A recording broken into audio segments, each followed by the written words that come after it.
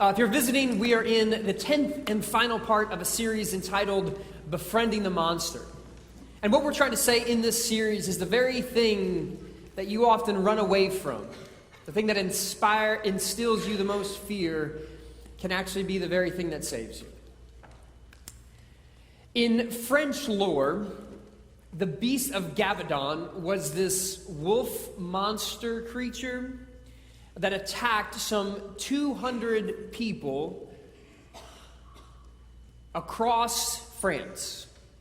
And it always happened in the middle of the night in the glow of the moon. And so countless hunters went out to try to tackle and tame and kill the beast of Gavadon, but they all failed until one hunter forged a bullet out of silver. Now, silver is understood to be the symbol of the moon, and the moon was understood to be the source of this creature's strength. So what every other attempt failed to do, this one silver bullet was able to do, because it took the very source of this monster's strength and used it to bring it to a conclusion. And thus the invention of the silver bullet mythology. If anyone knows anything about werewolves, they know that the only thing that can kill a werewolf is a silver bullet. And the silver bullet mythology isn't just about werewolves or the Lone Ranger. It's about the idea that with one direct shot from the right thing at the right time in the right place, it can get rid of the enemy. And I don't know about you, but I like this silver bullet mythology. Because it tells us if you just get the right shot, the one right shot, then your problems will be defeated. I like it. Or maybe I should say, I used to like it. Back when I was in college, I had this friend that I cared deeply about, that I wanted to know the good news of Jesus. I wanted him to experience the life change that happens when you understand Jesus as Lord. But he was too busy having a good time in college to experience that. And so I was constantly looking for ways how I can get this guy to experience the good news of Jesus. And I stumbled upon a church in town that was promoting a special Easter service in which they were going to have a couple come share a testimony of how the husband had lost his voice, but miraculously God restored this voice to him. And the kicker is that this miracle happened on tape. They actually recorded it. So on this Easter Sunday, this guy was going to share his story. They were going to share what God did, and then they were going to play the tape. And I thought, this is what my friend needs to experience, and then his life is going to be changed. But I had to enter into a little bit of a negotiation to make this happen. And at the end of the negotiation, both of us agreed to do the one thing that neither of us ever did in college. He agreed to go to a church service for only 1 hour. I agreed to drink 2 beers with him. I'm not saying it's a good negotiation. I'm just telling you that's what I came up with. But in the moment, I thought, what's going to happen is we'll go to the church service. He's going to hear about this miracle. He's going to be changed. And so for the rest of his life, he'll never want to drink an alcoholic beverage again, even if Jesus himself turned it from water into that beverage. And so we go to the service, and it's Easter, it's packed, but I could easily find him because he was the only one who smelled like marijuana. But I wasn't worried about the smell because I knew that this would be the day that everything would change. And in 2 hours from now, we would be sitting at a restaurant, drinking beverages, non-alcoholic, thinking about the old times when he was a prodigal. And so we walk in, we get to the perfect place to experience a miracle, like the 8th row, so y'all are in luck this morning. And we sit there, and we get about 30 minutes in. The music's still going on. I'm not upset, but I know that I've only got an hour, so this is half of God's custody time with him, so we want to use it well. So the music concludes, and then the preacher gets up to introduce this couple. And it's not like a normal introduction, like, hey, this is so-and-so, He goes on for like 10 minutes, as some preachers do. And then I'm looking at my clock, I'm like, we only got 20 minutes left before my friend is allowed to leave. And so the couple gets up, and they're telling the story, but they don't start with the story. They start with like, when I was a kid back in Nebraska. Like, that's where they started. And I'm like, okay, come on, pick it up, guys, pick it up. we only got an hour here. And at the point where it's 5 minutes left, they finally play the tape. And it's buzzer beater time. Finally, the very last moment. They told the story, they play the tape, the voice is back. And I look over at my friend, expecting to see him weeping or something. I'll never smoke weed again, or whatever. And I look over, and the only thing he's doing is he's looking at his watch. And a few minutes later, he holds it up to me and goes, this number. He stands up, and he leaves. And the silver bullet bounced right off him. Silver bullets are great for werewolves. They're great for wolves. They don't do much for us. Most of us, at least. Which is why this sermon series is not entitled Vanquishing the Monsters, Terminating the Monsters, Killing the Monsters, Eradicating the Monsters. Because there's hardly ever a silver bullet for most of us to do that. Actually, people who study the mythology of monsters say there's this fourfold pattern of what happens in almost every monster story, no matter what culture or continent it comes from. It starts where you have a monster that appears from the darkness, and everyone's surprised and doesn't believe it at first. And then Act 2, the monster creates destruction. And then Act 3, the community gathers together, and there's a saint/hero figure who emerges and defeats the monster, and then there's peace. And then Act 4, it just starts all over again. And you've probably experienced that. Whatever your monster is, there's seasons where everything seems to be okay, and it looks like you finally put this monster to bed, and everything's good, and then all of a sudden it just starts over again. It just starts over again. And you've experienced that probably enough to make you a little bit wary of people who try to advertise some silver bullet that's going to fix it. Because you know it doesn't work. Some of you who are energy drink fans will recognize this image right here. It's the ad campaign for Red Bull. Any Red Bull drinkers in here? All right, I guess you all have an excuse to be asleep, the rest of you. Kidding, that's not true. But this actually is not their current slogan. This is their old slogan. Here's their new slogan. Looks a lot the same, but now it says Red Bull gives you ings. I don't know how to pronounce that. There's 3 eyes. And the reason there are 3 eyes in this is because they were given a class action lawsuit for false advertising. Someone sued them because they drank Red Bull, but they didn't get wings. I got a heart attack, but they didn't get wings. And so $13 million later, they've had to come up with a new ad. But not all false advertising is that funny. Activia, the yogurt company, you might have seen the slogan, where they were telling everyone that it is scientifically proven and clinically proven that Activia can boost your immune system and diminish digestive issues, as our friend Jamie Lee Curtis told us. The problem is that there is no science or clinical study that supports that. So they had to settle for $45 million for false advertising.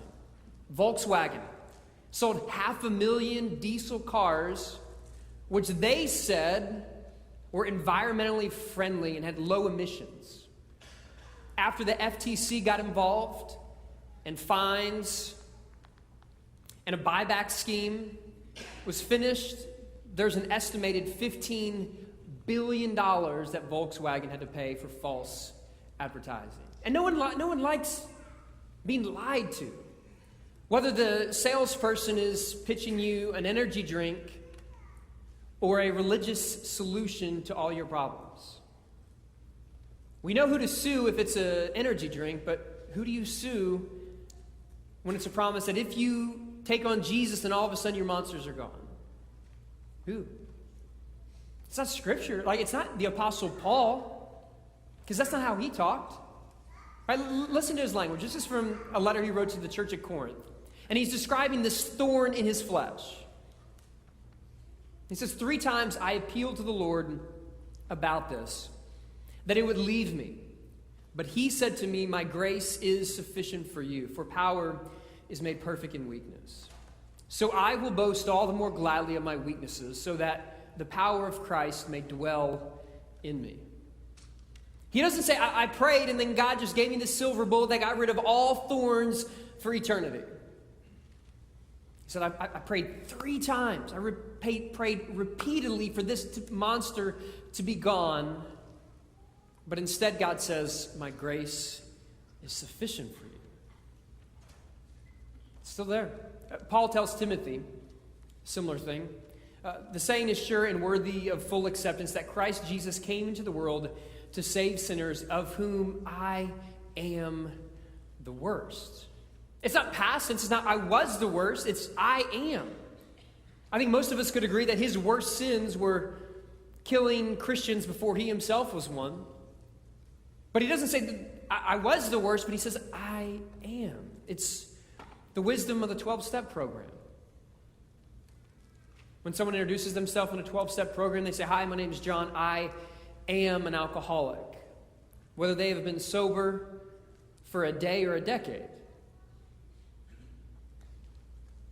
Because we want to think that we can get the monsters out from underneath our bed. We think we want to be able to clean out our closet. But God doesn't give us a silver bullet. He gives us grace, which God says is sufficient. And I don't know about you, but I would much rather have a silver bullet. I wish I had one shot that would get rid of all my issues. But God doesn't give us a single shot, but God gives us practices that can sustain us. But that's not always what we want. Sometimes you have to grieve that loss.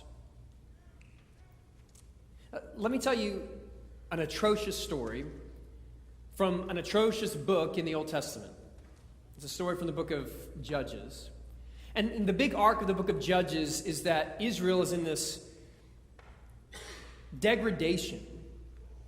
Things just get worse and worse and worse, which is all about pointing them to the fact that they need a new leadership. And so this is the inauguration of their first king. That's what Judges is trying to get to.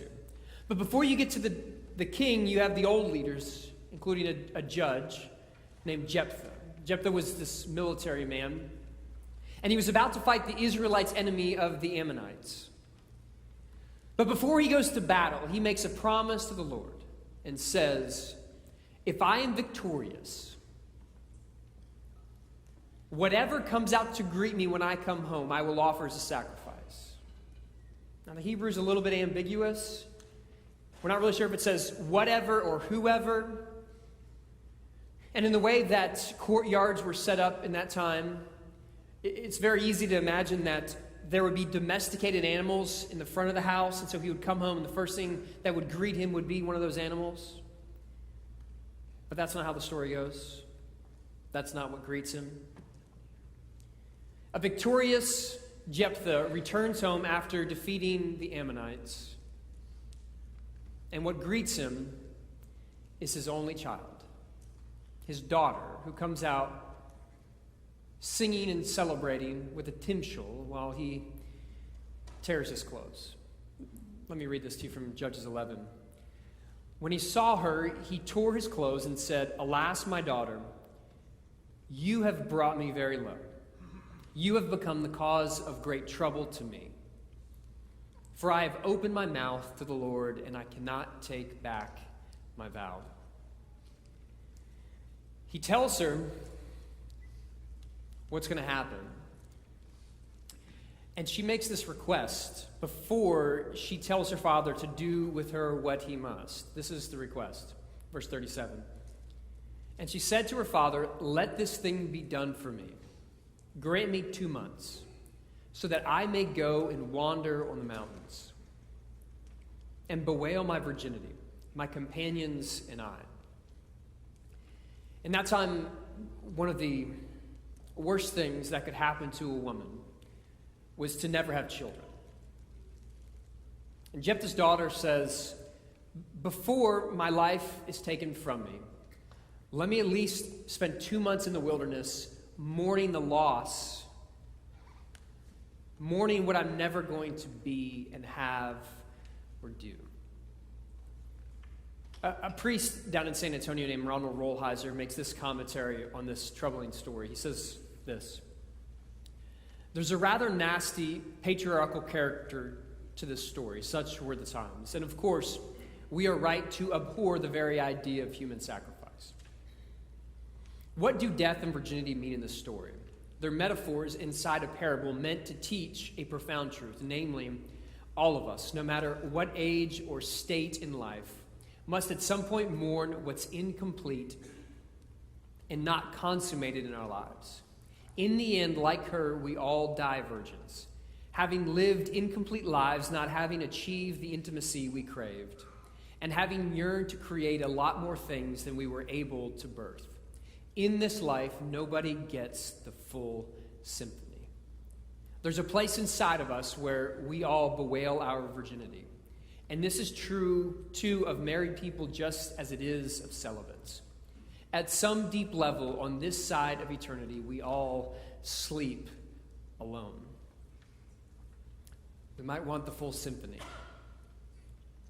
but we don't get it. We would love to have everything, but that's not what we're offered. And as long as we feel like we're supposed to get the full symphony, we will live in bitterness and disappointment. And that will often be most pointed and directed at the people closest to us. If we are not able to, like Jephthah's daughter, mourn what we're losing. And maybe the mourning that we need to do is mourn that there will ever be a silver bullet that gets rid of all of our monsters. Mourn that there will always be the monster of more saying, what you have right now is not enough.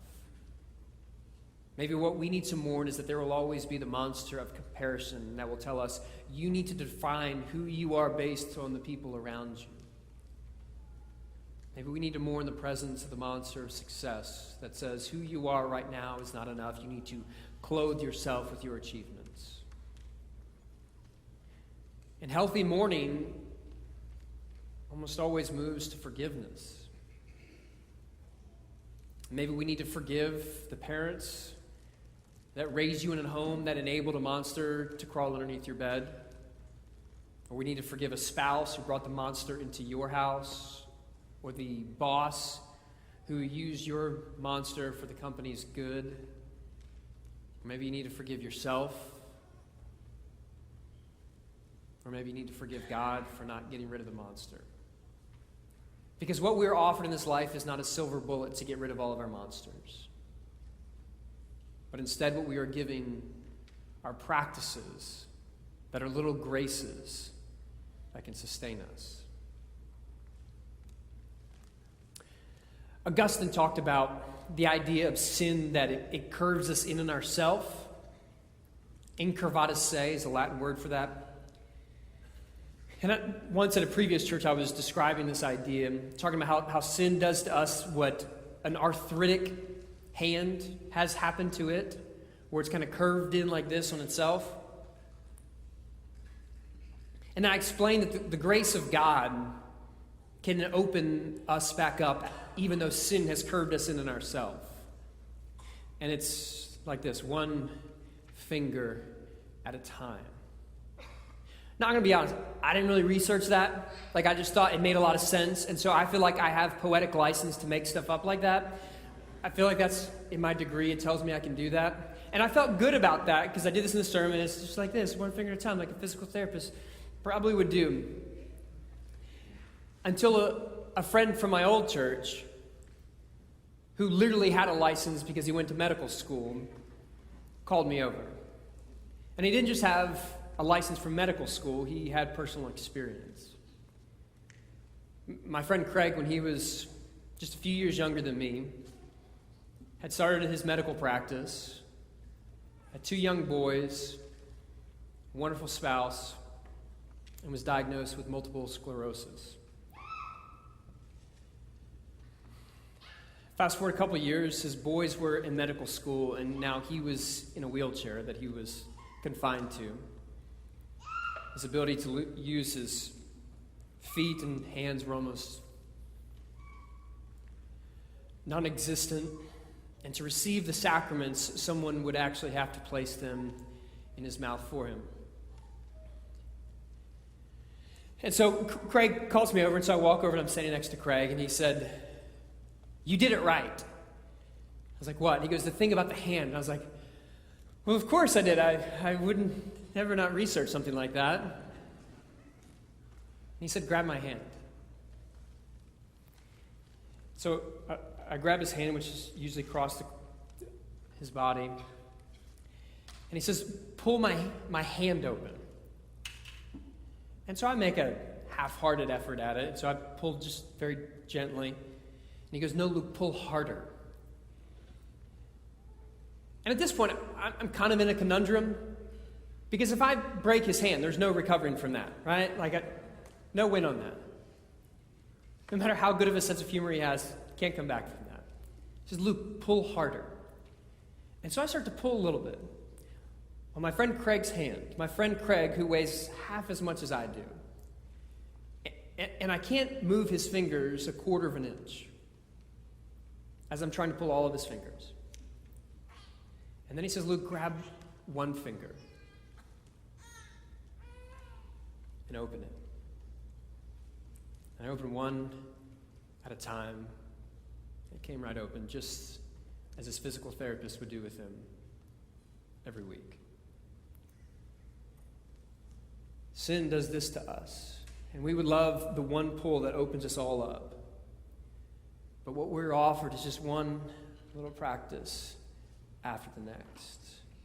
Because this is how God works. This is how God has always worked. When the Israelites were in the wilderness, they were hungry, they had no food. They said, "God, give us something to eat." And so God drops manna, the Hebrew word for "what is this?" drops from the sky. And they have this "what is this?" And when they tried to store it up, it would rot.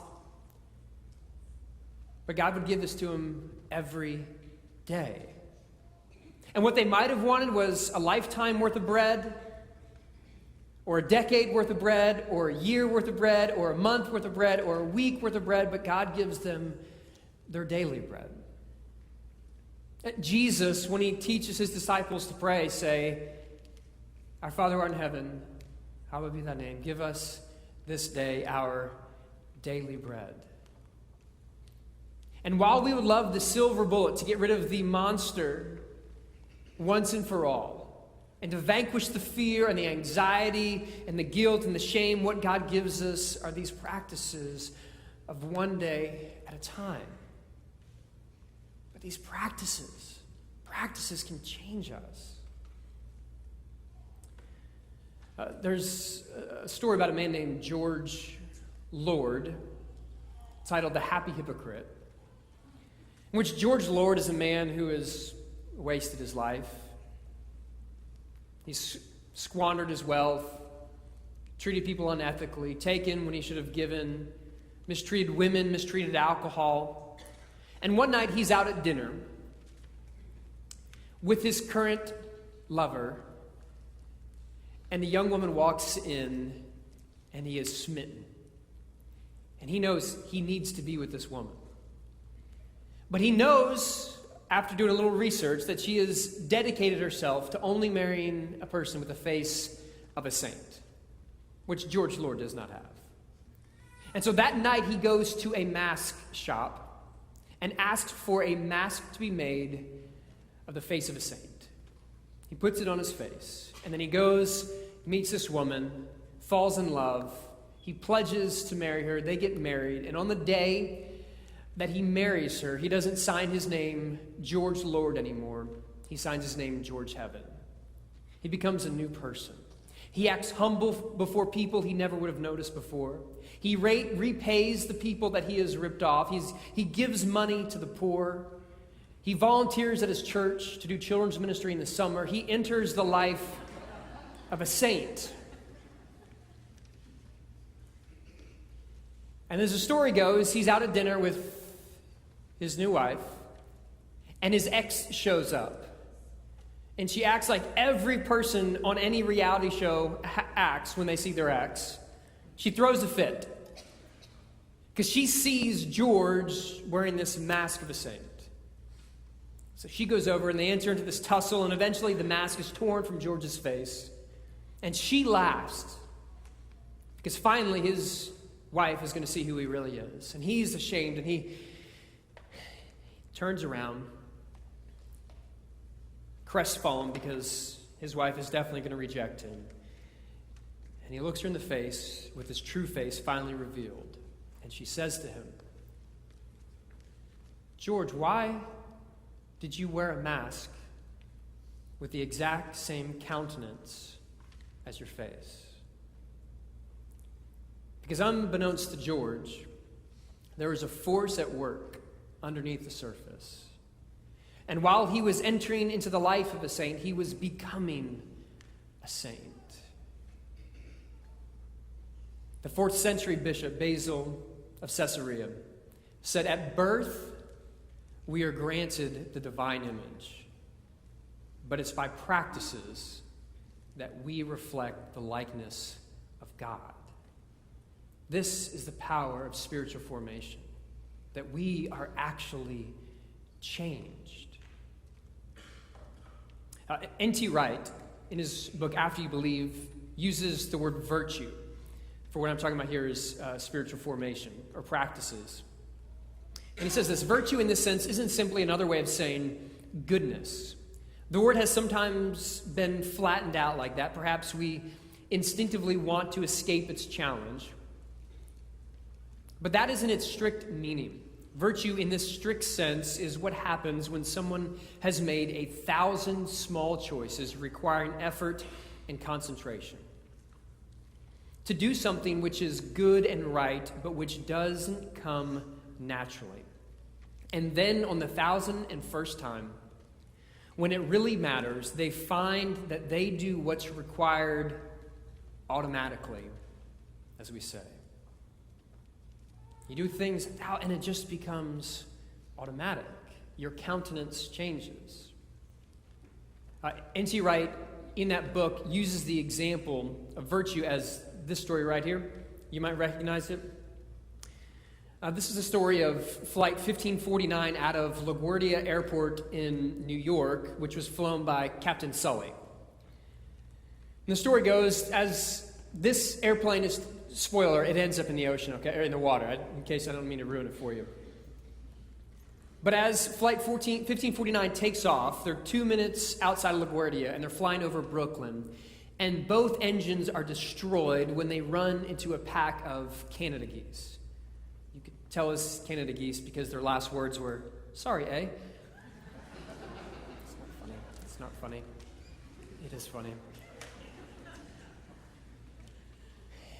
And then the engines are out, and he glides the plane down on the Hudson, lands it. Everyone survives. And people called this the miracle on the Hudson. The miracle on the Hudson.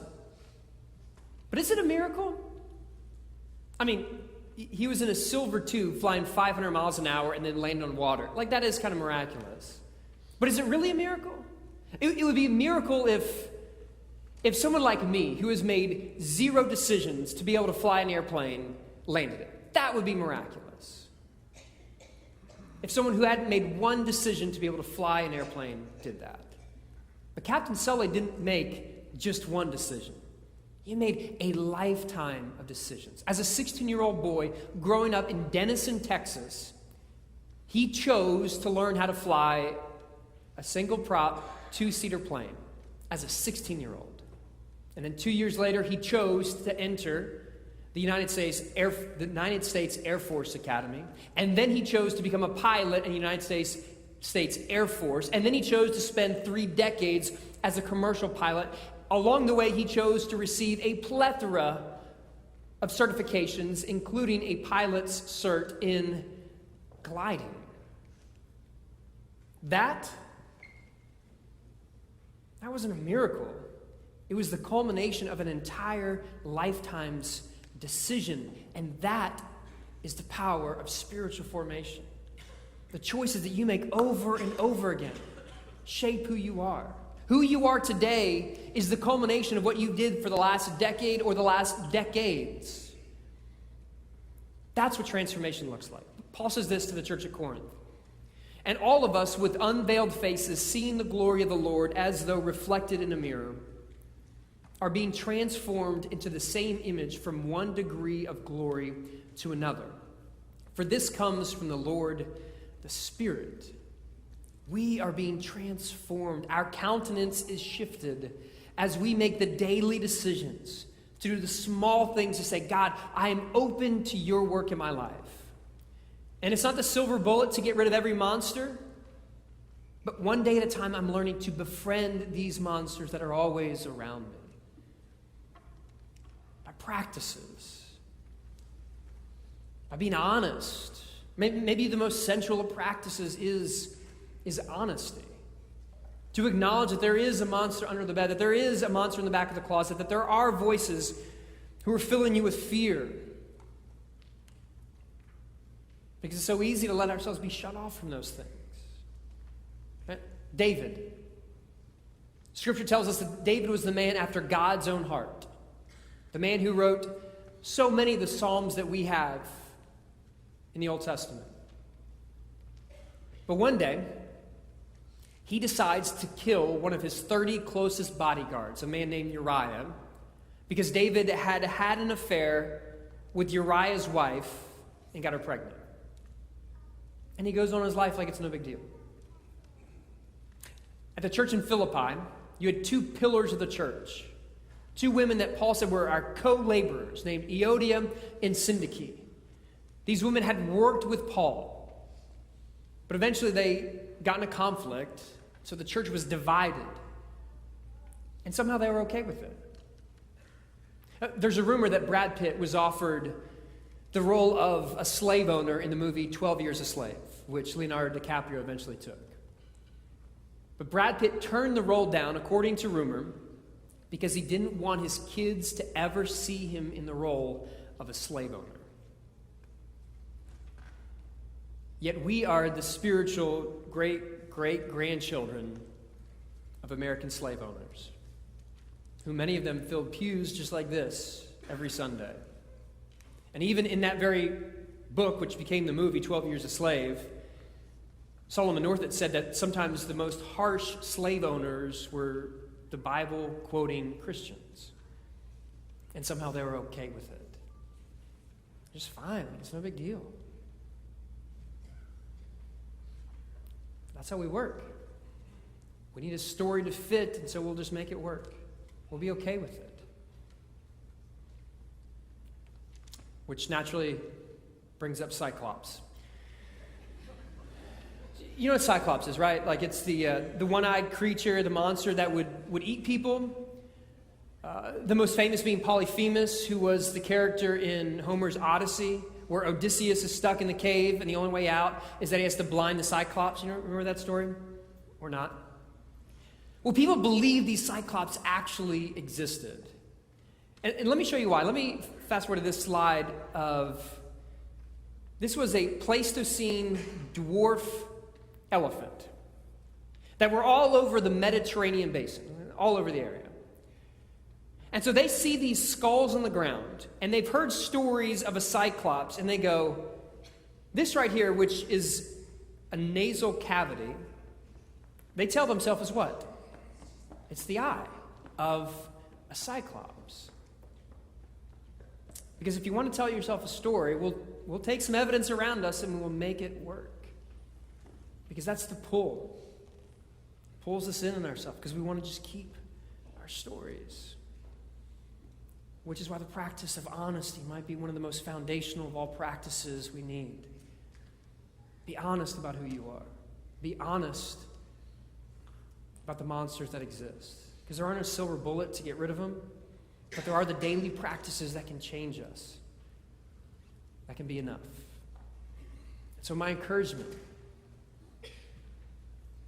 as we close this series is don't give in to the temptation just to see the effects of the monster.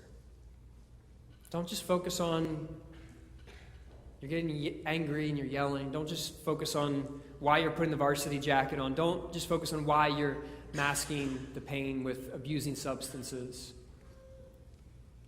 Go deeper. Go into the darkness. Go into the back of the closet. Go underneath the bed and befriend the monster. Because what you have is the truth of what God says to you. That you are God's beloved daughter or son. That you are fearfully and wonderfully made. With all of the issues that you will eventually develop, you are still fearfully and wonderfully made. You are loved by your heavenly Creator. Hold on to that, because when you do, you know that the voice of fear is not truth. You know that fear is a liar, and that what it tells you is pulling you away from God's intention for you. So call it what it is. It's a lie. And what God says about you is true.